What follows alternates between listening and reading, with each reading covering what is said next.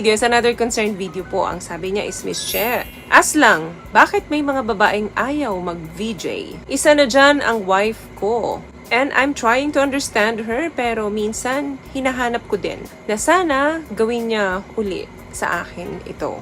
Parang ang nangyari, dati na-experience mo sa kanya ito pero ngayon hindi na. At nararamdaman ko sa concern mo na mukhang matagal mo na itong hindi na-experience. Kung ang kapartner mo ay tinigil niya ang gawain ganito sa'yo, the best thing na dapat mong gawin is kausapin mo tungkol dito. Na gusto mo uling ma-experience ito, gusto mong gawin niya ito sa'yo sa tuwing magtatali kayo. Kailangan na i-inform mo siya dito para malaman mo kung ano yung dahilan niya bakit hindi niya ginagawa ito sa'yo. Ano ba yung kadalasang rason ng mga babae kung bakit ayaw talaga gawin nila ito sa partner nila? Or minsan naman, ginagawa nila ito, then bigla na lang hindi na nila ginagawa. Number 1, hindi mo na rin kasi tinatanong sa kanya na gawin niya ito sa'yo. Possible na ganun. Ang oral sex is a great way to use positive reinforcement. Baka naman kasi kapag binibigyan ka niya nito noon, hindi mo siya binibigyan ng compliment. Like, ang galing nung ginawa mo sa akin. Ang galing mong mag-BJ. Kapag hindi mo ito nasasabi sa kanya, possible na ina-assume niya na hindi mo nagugustuhan yung ginagawa niya sa'yo. Aring isipin niya na kung gusto niya, papagawa niya sa akin. But since hindi naman niya inaas, posibleng ayaw niya nung ginagawa ko sa kanya to. Wala kang say, wala kang comment. Isip niya, hindi mo kailangan. Number 2, possible naman kung bakit bigla na lang niyang itinigil yan, baka sa tuwing ibo-blowjob ka niya noon, hindi mo na siya hinahalikan. Ganun lalaki kasi na pakatapos sila bigyan ng babae nito, hindi na nila hinahalikan. Kasi isip nyo, galing na dun sa inyo. Paano kung yung wife mo gusto niya nang hinahalikan mo siya palagi sa tuwing nagtatali kayo? Wag na wag niyong ipaparamdam sa babae yun na hindi niyo sila hahalikan pakatapos nilang ilagay yung mga penis ninyo sa bibig nila. Ayaw niyo nang ilagay yung bibig niyo sa bibig nila. Another thing, baka naman hindi ka nagre-reciprocate after i-oral ka niya. What do I mean by this? Ang oral sex is a give and take. Meaning, pag binigyan ka niya ng BJ, bigyan mo din siya. Hindi niya na talaga gagawin sa'yo yan. Kung ikaw lang ang tumatanggap, tapos hindi mo naman siya pinagbibigyan na tikman yung kanya. Siyempre, may mga babae pong gumagawa niyan minsan para din ibalik sa kanila yung ginawa nila doon sa partner nila.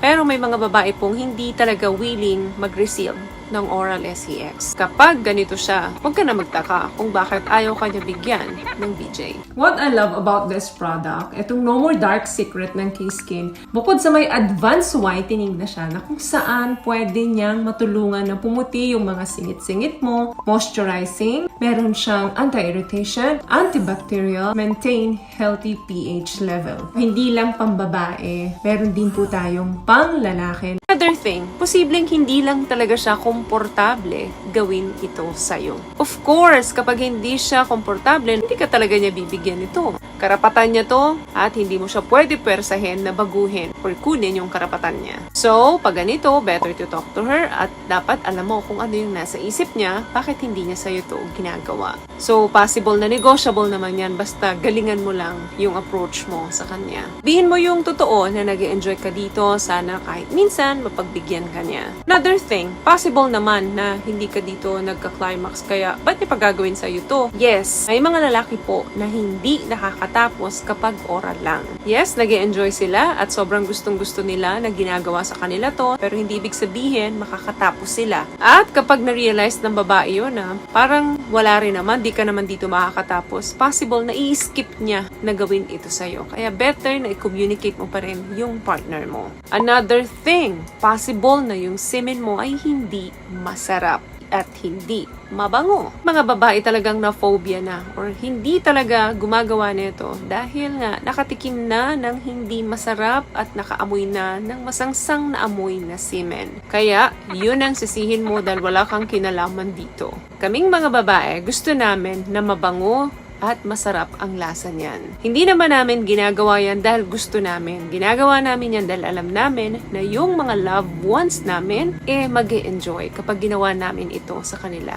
It's part of unselfish love. Paano nga kung hindi maganda yung amoy tapos hindi rin masarap yung lasa. Then nakatikim siya nun sa previous na pagtatalik ninyo, hindi niya naman sa isasabihin yun. So again, talk to your partner. Kasi hindi mo malalaman kung ano yung tunay na result at hindi mo rin makukuha yung gusto mo kapag hindi kayo nag-usap. Mas mag-improve kasi yung sex life ninyo, yung relationship ninyo kapag open yung communication. Malay mo kapag ginagawa niya sa'yo to, sumasakit pala yung tuhod niya kasi nakaluhod siya. Then, hindi niya lang pala sa'yo masabi. Pag po tayong mahihiya na sabihin sa mga partner natin kung ano yung mga gusto natin pagdating sa kama. So, yun lamang guys ang video natin for today. I hope may naibigay po akong tips sa inyo. At kung nagustuhan niyo po ang ating video, please give it a thumbs up, comment down below, and also share this video na rin po sa mga kaibigan sa tingin yung matutulungan ng video natin. Once again, palagi po kayong mag-iingat at palagi po kayong manalangin. Thank you guys for watching and see you in our next one. Always love yourself and be a blessing.